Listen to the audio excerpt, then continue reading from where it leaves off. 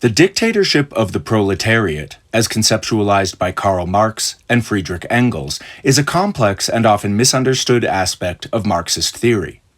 This concept describes a transitional state following the revolutionary overthrow of the bourgeoisie, that is, the capitalist class, by the proletariat, that is, the working class. It's a period characterized by the working class's control over the state apparatus, aiming to reorganize society towards communism, which is a classless and stateless society. In Marxist theory, the state is seen as an instrument of class domination.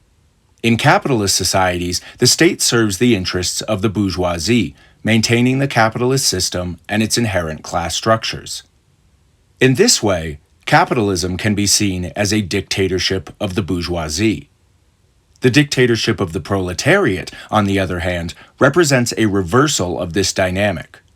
Here, the state is controlled by the working class and used to suppress the resistance of the former ruling class, dismantle the structures of capitalist exploitation, and create the conditions necessary for communism.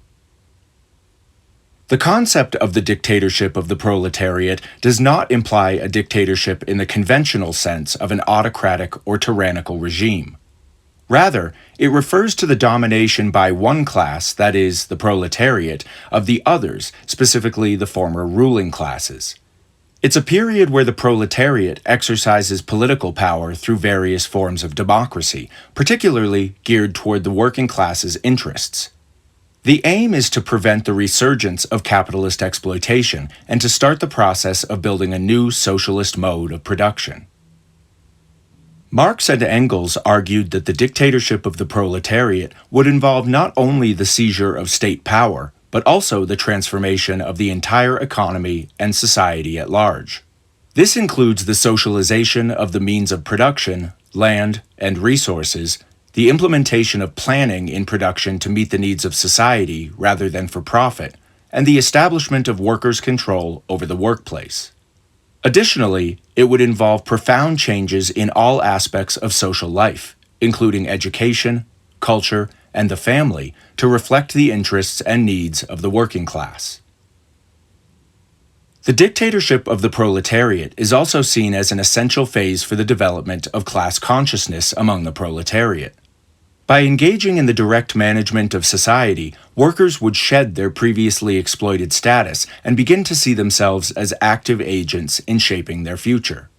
This rising consciousness is a critical component in the transition towards communism, as it fosters the sense of collective ownership and responsibility necessary for a classless society.